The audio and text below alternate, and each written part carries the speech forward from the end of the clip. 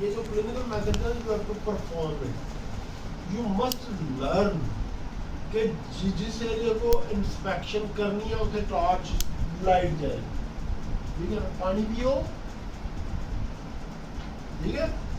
Inspection करते हुए आपने सिर्फ ये नहीं कर देना कि जी मैंने देखा है, वो बंदा कहेगा तू तो मुझे कोई वो समझ गएगा आप तो वो स्विच को देख रहे थे, ठीक है ना। आप दूसरों को दिखा रहे हैं एग्जामिनर को, आप मैं बेशक इसकी शर्ट देखता हूँ लेकिन एग्जामिनर कहेगा कि लाइट होते पहले इन्हें देखा यार, इन्हें इंस्पेक्शन मिस नहीं की, ठीक है। तो इसीलिए टॉर्च आपने लाया करनी है, और wherever you want to see the thing, बेशक उधर सूरज के कोल भी होगा तो तुझे अपनी टॉर्च में डाल दे, ठीक है ना। तो इंस्पेक्शन का क्या है कि it is located in anterior triangle of neck. Anterior triangle of neck की बाउंड्रीज का आपको पता होना चाहिए। Base of the mandible, anterior border of sternocleidomastoid muscle and mid line. Where it is located, sir मैंने देखा it is located in interior triangle of neck in front of trachea. ये आप कह देंगे ना तो आपका पहला टेस्ट पूरा हो जाएगा, सही हो गया। दूसरा जी, और दूसरा टेस्ट हम कर लेंगे। पानी पिए, फिर पानी पिए। जब भी आप हर्निया का एग्जामिनेशन करते हैं बार बार कफ कराइए, जब भी आप थायराइड का एग्जामिनेशन करते हैं बार बार कह रहे हैं पानी पिए, पानी पिए, ठीक है ना। और पानी पिए जी, अच्छा मुंह खोले जरा, जुबान बाहर निकाले, अंदर करें, फिर बाहर निकाले। ये 3 टेस्ट है, इसमें हमने डिसाइड करना है कि इसी में थायराइड वाली बात है, ठीक है। कि thyroid is the goiter is located, या thyroid swelling is located in anterior triangle of neck। और आपको फिर बेस लाइन में एनाटॉमी का नॉलेज रहेगी। anterior triangle of neck is bounded by base of the mandible, anterior border of the sternocleidomastoid muscle and midline, ठीक हो गया। Number 2, it moves with deglutition। अगर थायराइड होगा तो वो ऊपर नीचे जाता हुआ नजर आएगा। 2 दफा आप कराएंगे और ऊपर टॉर्च डाल रहे होंगे तो डेग्लूटेशन करवाइए। और प्रोट्रूजन ऑफ टंग से वो मूव नहीं करता। अगर वो मूव करे तो उसका मतलब है जुबान बाहर आई है तो उसकी रूट खींची गई है, तो वो उस रूट के साथ थायरोग्लॉसल सिस्ट जुड़ी होती है। तो ये जब 3 टेस्ट कर लेते हैं तो इसमें आप डिसाइड कर देते हैं सर ये थायराइड स्वेलिंग, क्या कह सकते हैं सर ये थायराइड स्वेलिंग नहीं है। अगर मैं कहता हूँ thyroid swelling, yes sir, it is located in the anterior triangle of neck in front of trachea. Number 1. Number 2, it moves with deglutition. It is not moving with protrusion of tongue. ये है जवाब। तो अगर मैं कहता हूँ this is not a thyroid swelling, तो मैं कहूँ sir this is not a thyroid, though it is located in anterior triangle of neck, but it is not moving with deglutition, ठीक है ना। जब वो मूव ही नहीं कर रही तो आप कहेंगे ये आप थायरोग्लॉसल सिस्ट है नहीं। सर प्रोट्रूजन ऑफ टंग कराइए उससे मूव नहीं कर रही तो ये थायरोग्लॉसल सिस्ट भी नहीं है, तो फिर कोई लिम्फ नोड आ जाएगा, ठीक है ना, कोई और चीज आ जाएगी। तो अगर वो मूविंग में प्रोट्रूजन ऑफ टंग से थायरोग्लॉसल, यहाँ तक ठीक है कि नहीं। 3 टेस्ट फिजिकल थायराइड स्वेलिंग और पहला क्वेश्चन खत्म, ठीक है। अब दूसरा आ जाता है इसकी एनाटॉमी का कि ये बना हुआ कैसे, ये डिफ्यूज है या नोडुलर है। 2 ही सवालों में जवाब होते हैं, या डिफ्यूज है या नोडुलर, ठीक है। डिफ्यूज का मतलब ये है कि ये मतलब बिल्कुल यूनिफॉर्मली एनलार्ज, इसके अंदर गिल्टियां नहीं है, इसके अंदर नोड्यूल्स नहीं है, या इसके अंदर ये टेढ़ा मेढ़ा नहीं है, ये स्मूथ है। ये इसी तरह ही है कि एक पतली गर्दन वाले बंदे को जैसे हमजा है इसको इसकी गर्दन लगा दी, मतलब जिसका डिफ्यूज गाइटर होगा ना उसका ये होगा कि बंदा वो मतलब उसकी नेक जिस तरह वो होगी सिमेट्रिकल, लेकिन वो पतला सा उसकी पतली गर्दन होगी, ठीक है ना।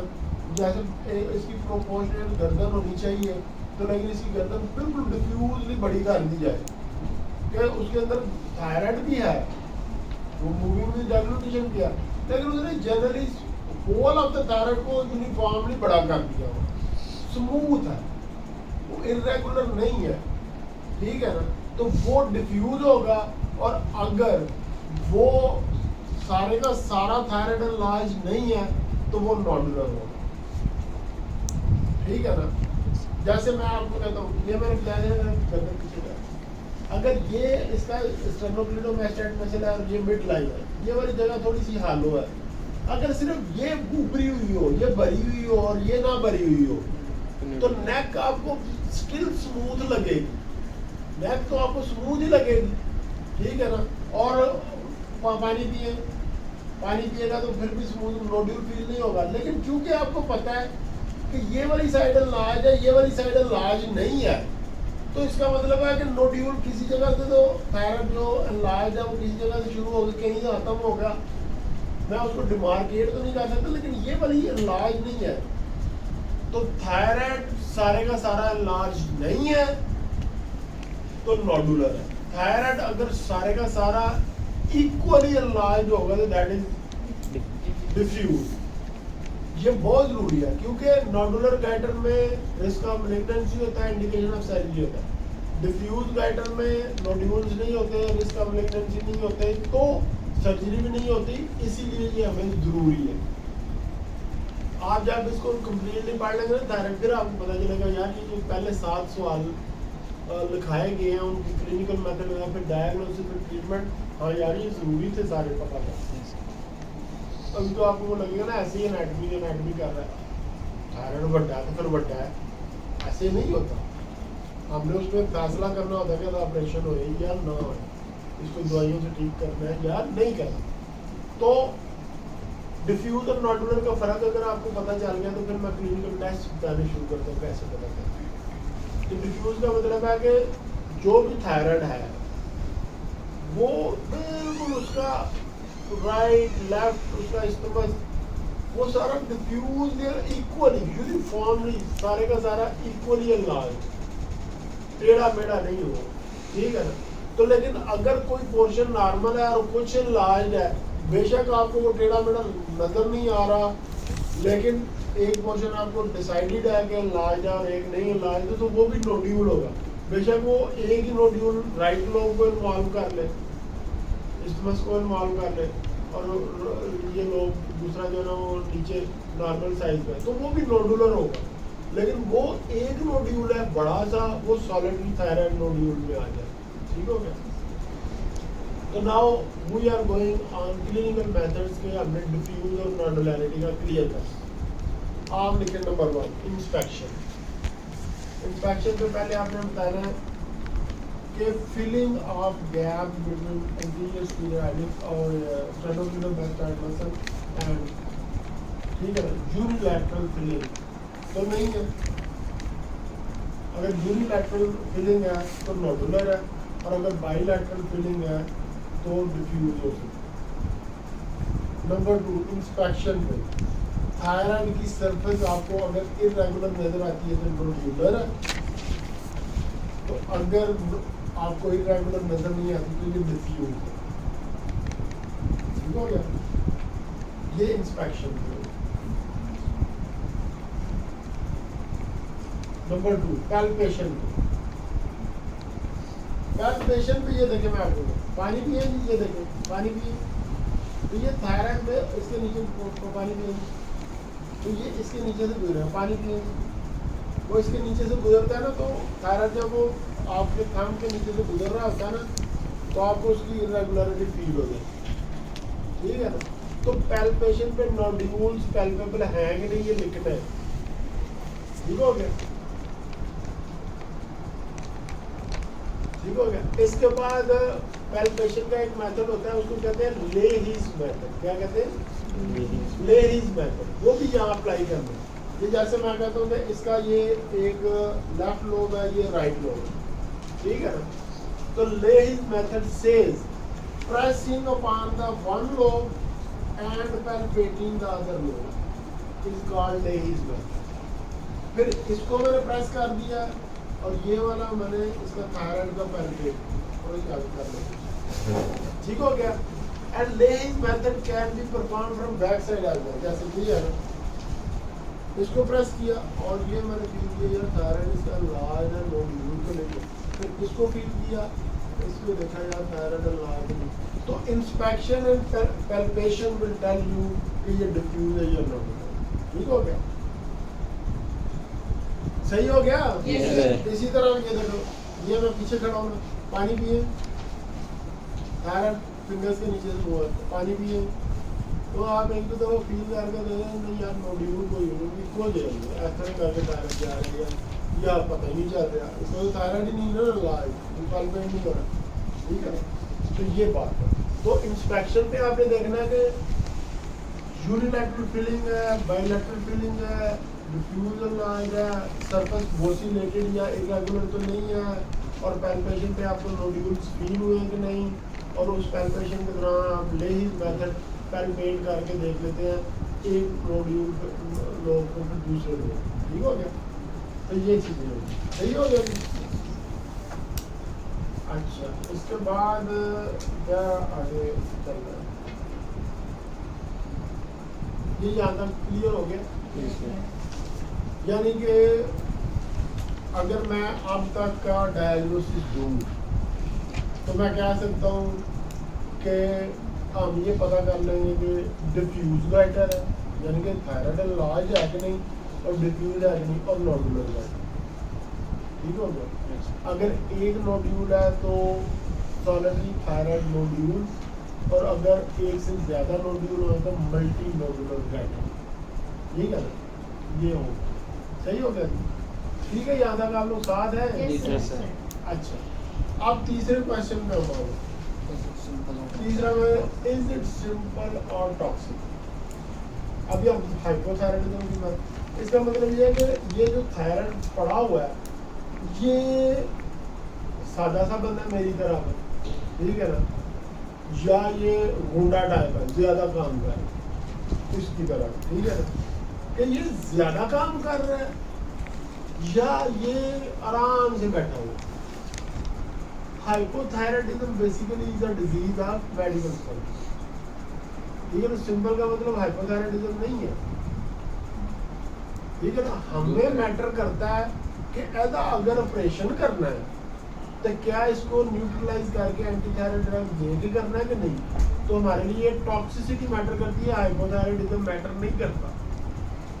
तो इसीलिए क्वेश्चन है कि ये सिंपल है या टॉक्सिक है। ये जब क्लियर हो जाएगा ना तो मिससेलेनियस में हम हाइपोथायराइडिज्म को भी क्लियर कर छोड़ेंगे, ताकि कोई बंदा अगर ज़्यादा ही कहेंगे नहीं जी है वो हाइपोथायराइड है या तो मिक्सड है, ठीक है ना, वो बाद में हम देखेंगे।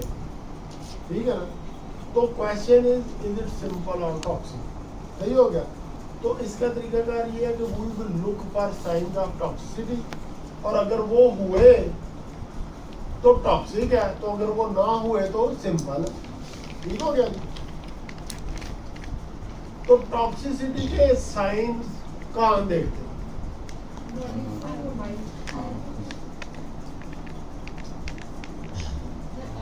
आइज और हैंड और स्किन,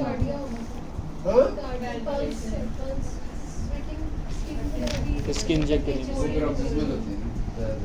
क्या लिखे कि जब हम टॉक्सिसिटी के साइन देखेंगे तो हैंड्स पे देखेंगे नंबर 1, नंबर 2 हम आइज पे देखेंगे, नंबर 3 हम थायराइड पे खुद ऑस्कल्टेट करके उसकी ब्रूई देखेंगे कि अगर वो टॉक्सिक होता है तो वो ऑस्कल्टेट करके देंगे। ये कंप्लीट कर देगा आपका एग्जाम। ठीक है, तो अब इसके मतलब आपने वर्बल याद रखना है कि not all the signs are required to label it as a toxic. अगर 2-4 भी हो तो टॉक्सिक है। ठीक है ना, not necessarily all the signs should be there to label it as a toxic. Even a single sign you can label it as a toxic, और कुछ साइन होने के बावजूद आप उसको टॉक्सिक लेबल नहीं करते। तो यहाँ आ जाती है फिर वो ना ओपिनियन, सेकंड ओपिनियन, कंसल्टेंट का ओपिनियन, यार ये टॉक्सिक नहीं लगता। एक थायराइड टॉक्सिक हो एक टॉक्सिक ना हो, उसकी मैनेजमेंट में जमीन आसमान का फर्क है। एक थायराइड नोडुलर हो और डिफ्यूज हो, जमीन आसमान का फर्क है, ठीक है। एक मतलब स्वेलिंग थायराइड है या थायराइड नहीं है, जमीन आसमान का फर्क है पेट में, ठीक है ना। इसीलिए ये क्वेश्चंस डिवाइस किए हैं। सही हो गया। हाँ जी, पहले आ जाते हैं हाथ पे कि हाथ पे हमने क्या देखना, फिर हमने देखना आइज पे क्या देखना, फिर हमने देखना थायराइड पे क्या देखना, ठीक है जी। हाथ पे 3 साइंस लिखे, हैंड्स पे हमने 3 साइन देखे, ठीक है ना। एक को कहते हैं स्वेटिंग, एक को कहते हैं ट्रेमर्स, एक को कहते हैं पल्स रेट।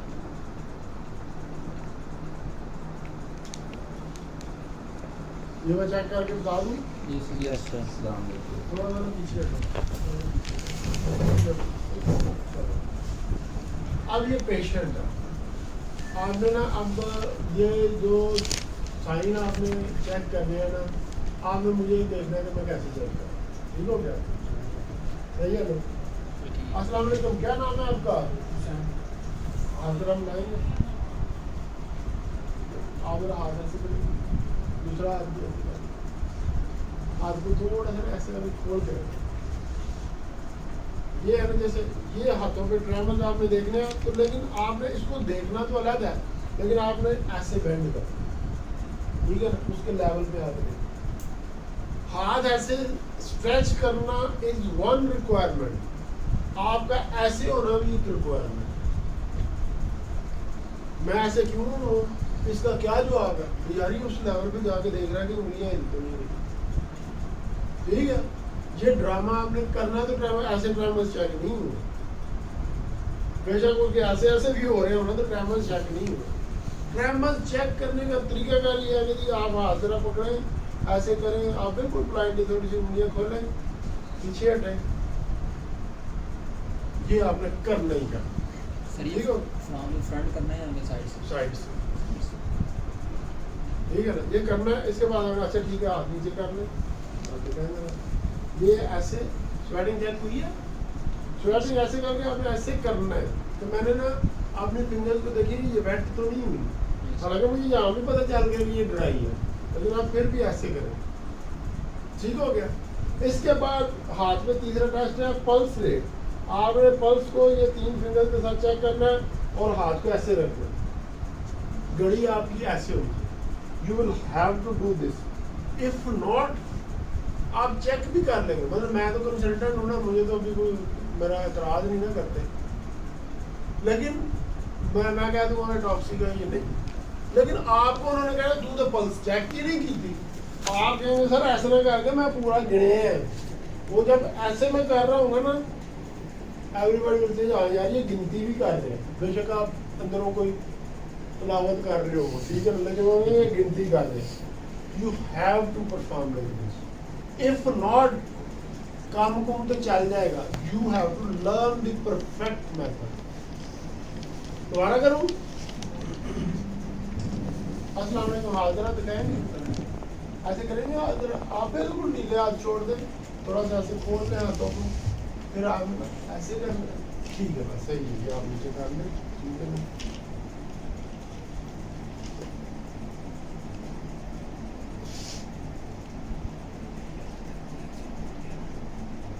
30 सेकंड तक चलें। डिसाइडेड हो गया।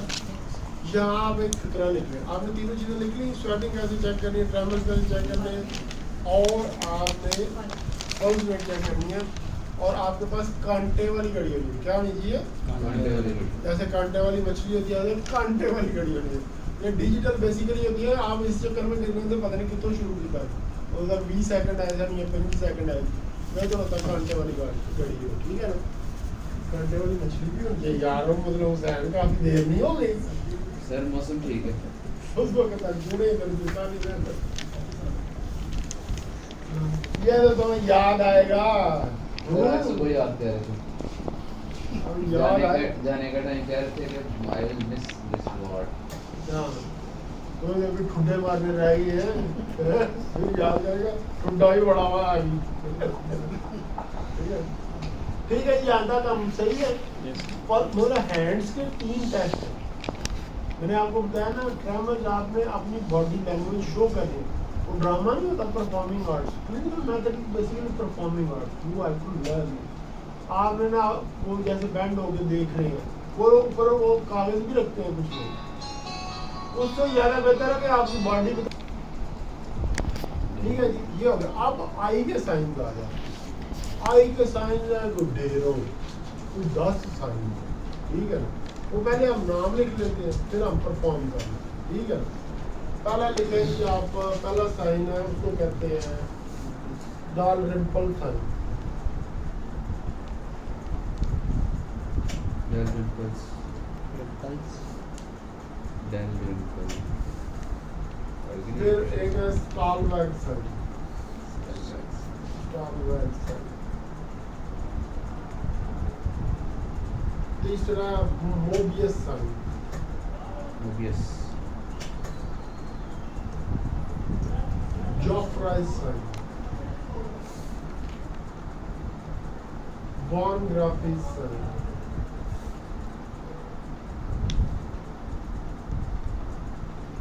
Nafziger sign.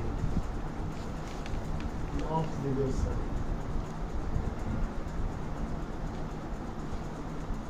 कितने बड़े? 6? छः। Jesus Lord. तो और कौन सा है? Nafziger sign. Nafziger साइन तो हो गया। अच्छा, आई के साइज जो होते हैं ना, वो मैं पहले आपको ना जुबानी बताऊँ। तो ये जो हमने लिखा हो ना डालरिम्पल साइन, इसको कहते हैं प्रॉपर्ली इनफ्रीक्वेंट ब्लिंकिंग। यही होती है इनफ्रीक्वेंट। जैसे अगर आप इसको देखेंगे ना, आप देखेंगे ना थोड़ी देर देर बाद ये ब्लिंक कर रहा है, लेकिन जो टॉक्सिक एडर होता है ना, वो ये खा है। ठीक है ना, इसके बाद आप इसकी आइस की तरफ देखें। आइस की तरफ देखें तो इसका जो है ना limbus means junction of cornea with the sclera. The upper limbus is usually covered with Eyelid. upper eyelid. ठीक है ना, वो covered जो ये सामने वो जो होता है ना पेशेंट जो टॉक्सिक होता है, वो प्रोप्टोसिस यानी कि आई बाल जो बाहर आए होते हैं ना, तो उसकी वजह से ना जो थोड़ा ये ऐसे करके होता है। ठीक है ना, तो वो उसके आने बाहर आए होते हैं। ठीक है, इसी तरह कहते हैं ना आपको, उनकी आंखें बाहर आई, उबली हुई पड़ी होती है। तो वो जो visible sclera between the limbus and the upper eyelid is called ये स्टालवैग साइन। ठीक हो गया।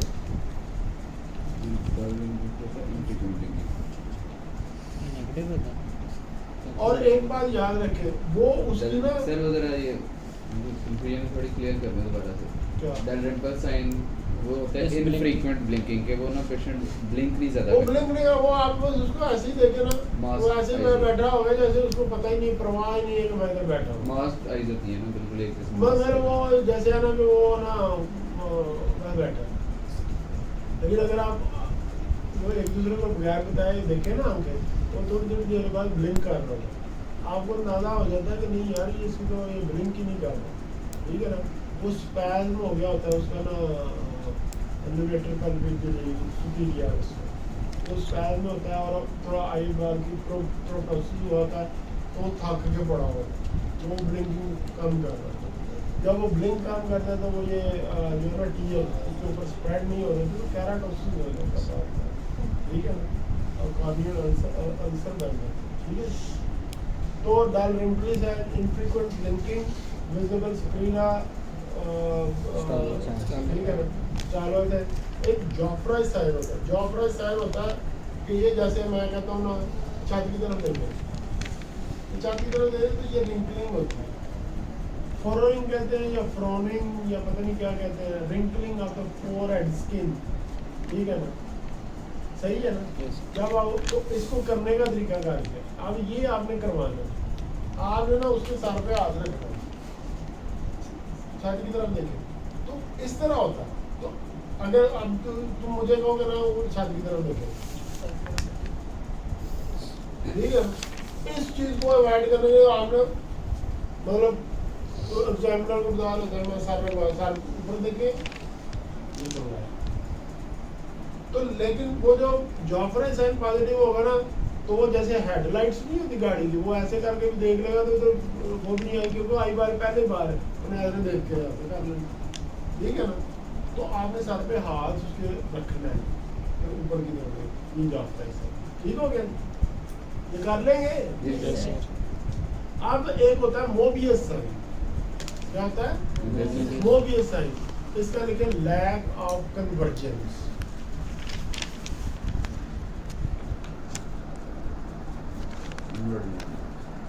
कैसे करते हैं लैक ऑफ, ये देखते हैं कन्वर्जेंस है कैसे, क्या नाम है तुम्हारा? हमना। कैसे करते हैं? तुम साथ वाले करके दिखाओ ना। ठीक है ना, ये है ना पेशेंट हुए थे, वो घड़ी देखो, घड़ी नजर आ रही है, घड़ी नजर आ रही है, क्या टाइम हुआ है, घड़ी देखो, आप इसको देखें ना, तो वो जब इमीडिएटली होता है तो वो एक अब्रप्ट कन्वर्जेंस होता है, ठीक है ना। तो आप पेंसिल आगे रखते हैं, वो जरा दीवार की तरफ देखें, आप पेंसिल की तरफ देखें, वो आप थोड़ा एक को थोड़ा नीचे करके तो आपको नजर आता है कि वो कन्वर्जेंस, ठीक हो गया। ये आप कर लेंगे। Yes sir. आप थोड़ा सा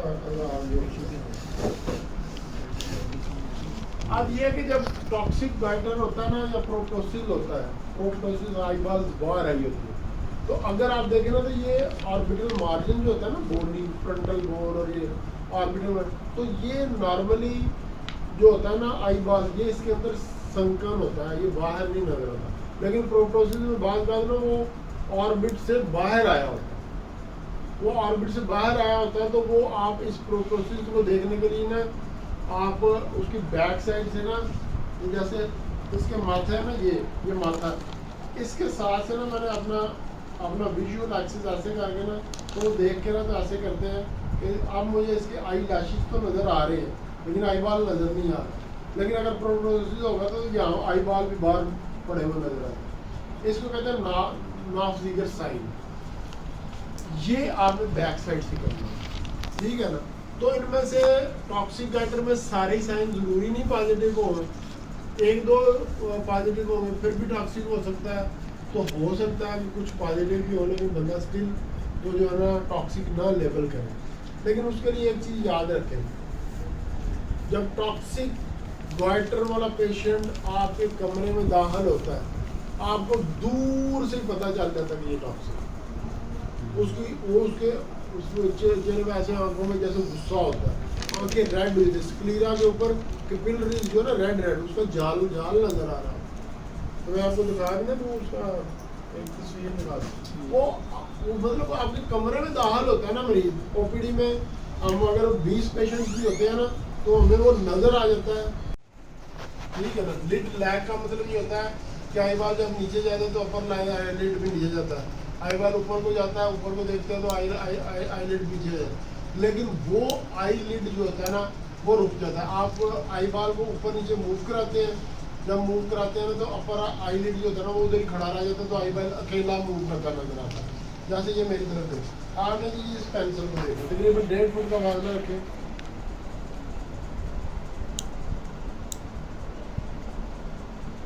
आप एक दफ़ा आराम से करते ताकि वो उसकी ये देखें ना, उसकी आई जो है ना आईज उसकी विजन इसको पकड़ ले। आप पकड़ लिया हुआ ना तो आप तेज़ करें, और तीसरा बहुत तेज़ी से करें, वो बहुत तेज़ी से ऐसे करेंगे ना तो पता चलेगा आई बाल थैले गया, तो ये वाला ऊपर ही रुका रहेगा। तो दिस इज वन ग्राफ, ठीक है। स्टेथोस्कोप तो नहीं है, कोई भी नहीं लाया, ठीक है ना, नहीं रहने दो। तो वो फिर ये है कि आप थायराइड के ऊपर इधर रख के ना अपर पोल के पास उसकी जो बेल है उसके साथ आस्कल्टेट करते हैं, तो अगर उसकी वेस्कुलरिटी इंक्रीज हो जाती तो आपको ब्रूई सुनाई दे सकती, ठीक है। ब्रूई जो होती है ना, BRUIT, bruit, this is sign of hypervascularity, increased vascularity due to hyperfunctioning thyroid. और अगर वो एक टर्म और भी जो दिया मशीनरी मरना, अगर वो हो तो उसका क्या मतलब है? इसमें हो किसी भी जगह मतलब इधर भी आपको ब्रूइंग भी चाहिए, इधर मशीनरी मरना भी चाहिए, तो वो एवी फिस्टुला एवी मैल फॉर्मेशन होती है, तो वो आंसर भी रिटर्न भी होती है उसमें से बिल्कुल वो मशीनरी की तरह वो आ जाती है। ठीक है, सही हो गया जी, ये कर लेंगे। Yes, sir. अगला क्वेश्चन आ जाता है कि जी benign और malignant इज इट बिनाइन और malignant? 3 टेस्ट।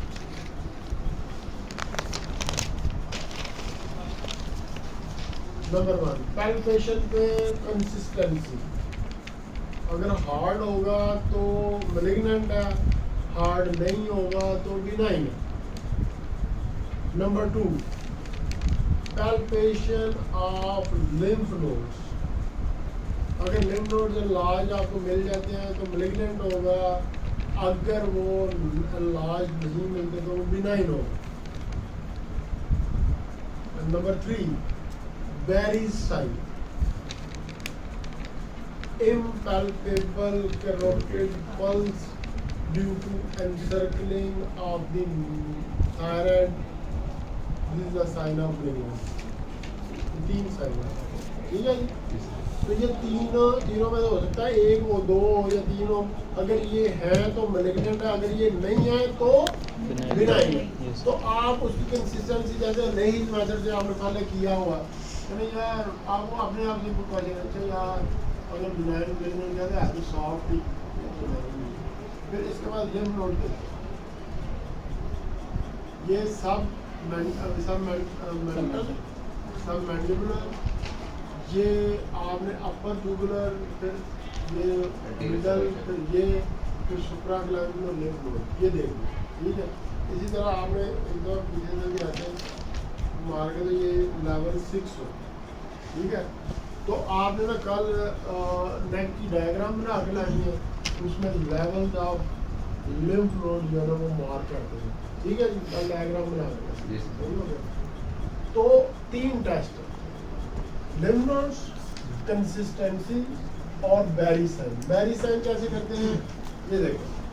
बैरी साइन के लिए रूल क्या बनता है, आप पल्स जितनी मर्जी चेक करें, अगर पल्स का एग्जामिनेशन पढ़ेंगे तो उसमें कहीं जब कैरोटिड पल्स आपने एग्जामिन करनी है तो दोनों को इकट्ठे नहीं करना, ये तो है ना। तो उसका तरीका क्या है कि एक हाथ आपने ऊपर रखा, कभी भी गर्दन पे ऐसे हाथ ना रखें जब आपने, ठीक है ना। अगर मैं बेशक एक से पैल्पेट कर रहा हूँ तो एग्जामिनर देगा दूसरा हाथ घूमना, तो जोन कर रहे हैं आपने एक हाथ उसको दिखाने के लिए ऐसे रख लेना, ऐसे करके ना, तो इसके सर नेक थोड़ी हेल्दी है, थोड़ी वीक। ये पल्स इसकी फील हो रही है, ठीक है। ये ऐसे करके ना आपने पहले हाथ पर रख के, ठीक है, तो ऐसे आपने करना, ठीक है।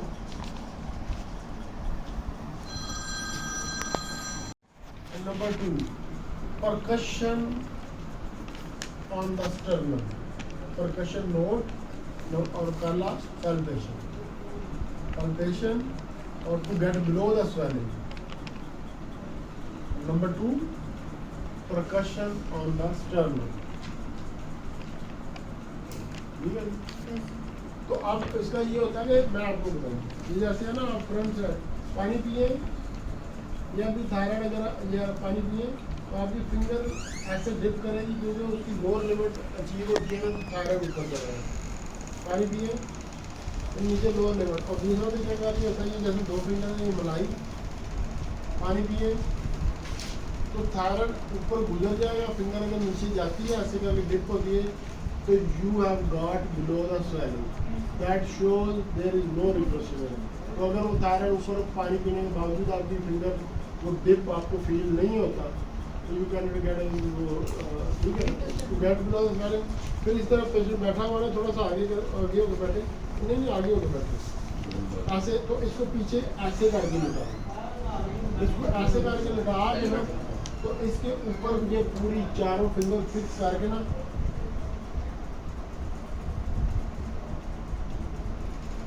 डल नोट आपने फील करना है कि है कि ये देखें रेजोनेंट। फिर इसी तरह आपने ये क्लैविकल को काबू करके ये रखना है, ठीक है ना, ये इंटरकास्टल स्पेसिंग इधर क्लैविकल पे भी मारना, ठीक है ना, इसी तरह इधर भी क्लैविकल को पकड़ के तो रेजोनेंट। अगर डल होगा तो रिट्रोस्टेनल एक्सटेंशन होगी। ये तीन तरफ क्यों किया है? हो सकता है सिर्फ इसमें से नीचे गया हो सकता है सिर्फ राइट लोब जो है ना वो रिट्रोस्टेनल एक्सटेंशन हो गया, लेफ्ट लोब, तो हमें तीनों जगह करना। तो to get below the swelling और परकशन नोट से आप डिसाइड करते हैं कि there is retrosternal extension is there और नॉट। सही हो गया। अब आ जाता है आपका जनाब के प्रेशर इफेक्ट। अब आप देखिए थायराइड को बढ़ा करें तो कहाँ कहाँ प्रेशर इफेक्ट हो?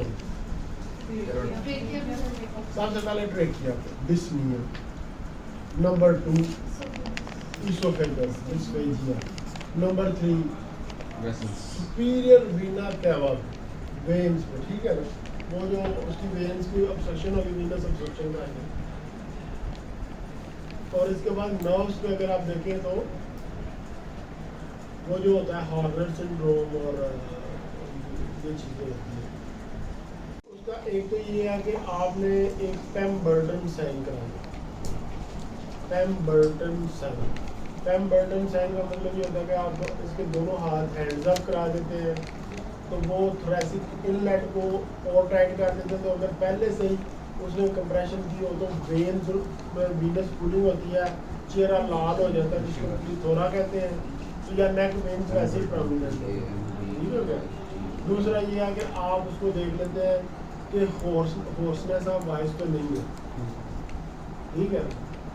और नंबर 3 एक होता है कॉकर साइन। वो जब बहुत बड़ा थायराइड होता है ना तो आप थायराइड को पकड़ के ना तो ऐसे होल्ड करते हैं ना, लिफ्ट करते हैं ना, तो थायराइड ने क्योंकि कंप्रेस किया होता, ट्रेकिया को लटकाया होता, आप उसको जरा सा लिफ्ट करते हैं ना तो ट्रेकिया पीछे दब जाता है।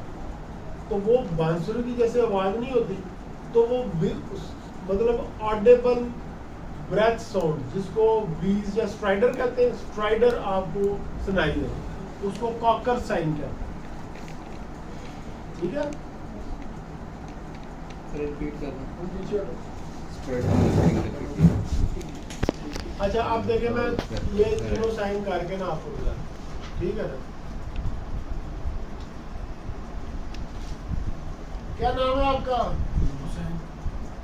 मैंने हौसले से आवाज सुनी है, नजर आया ना कि मैंने सुनी है। क्या नाम है आपका? मतलब कौन आपने आगे करना है, ये नहीं कहना क्या नाम है वो हुसैन के, तो आप पता नहीं सुना भी है तो आप यू हैव टू ड्रामा आपने करना है कि मैंने सुना। क्या नाम है आपका? ये नजर आ रहा है ना, इज दिस समथिंग। तो हाँ हौसले से आवाज तो नहीं, ठीक हो गया। एक साइन था पेम्बर्टन साइन, ठीक है ना। पेम्बर्टन साइन का आप उसको कहते हैं कि दोनों हाथ भी ऊपर उठा लें, कानों के साथ लगा लें, वैसे हर एक ये नहीं लगते, आगे लगाएंगे तो आप इसमें तकरीबन मोर देन 1 मिनट आप रखेंगे ना तो चेहरा लाल हो जाएगा। उसके ऊपर उसी तरह आपने टॉर्च डालनी है, ठीक है ना, या वेन्स देखनी है प्रोमिनेंट तो दूर, ठीक है। तो और तीसरा टेस्ट मैंने क्या लिखवाया हुआ था? Kocher sign. Kocher sign. वो ये होता है कि थायराइड वो बड़ा लटका होता है, बड़ा सा होता है, तो वो आप ऐसे पकड़ के ना तो उसको थोड़ा सा लिफ्ट करते हैं तो कान पास करते हैं तो उसका जो सांस आराम से ले रहा होता है और उसकी आवाज़ नहीं आ रही तो आपको सुनाई दे रही है। ये ऐसे करके ना उठा के ना कान पास ही रखना, ठीक है। तो ये 3 साइन है इसके प्रेशर इफेक्ट्स देखने, हौसले ऑफ वॉइस, पेम्बर्टन साइन और कॉकर, ठीक हो गया जी, पूरे हो गए। चलो मैं उसको फायर कर, आज काफ़ी है, यस सर। कल की असाइनमेंट